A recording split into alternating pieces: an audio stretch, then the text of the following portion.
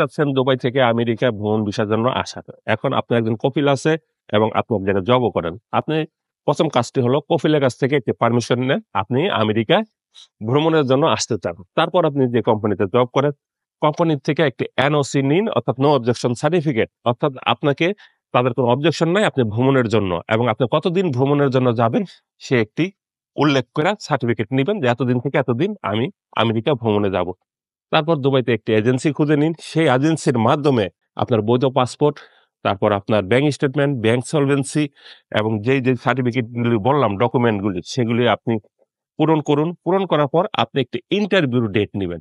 যেদিন আপনার ইন্টারভিউ সেদিন যে কনসুলেট অফিসারদেরকে আপনি আত্মবিশ্বাসের সাথে কথা বলুন আপনি কেন আমেরিকা আসবেন এবং আমেরিকা কতদিন থাকবেন এবং কেন আবার আমেরিকা থেকে ফিরে এসে এইখানে জব করবেন। যদি এই সততা আপনি পূরণ করতে পারেন বা তাদেরকে বোঝাতে পারেন, আমি মনে করি আপনার আমেরিকায় ভ্রমণ ভিসা অতি দ্রুত এবং সহজতম হয়ে থাকবে।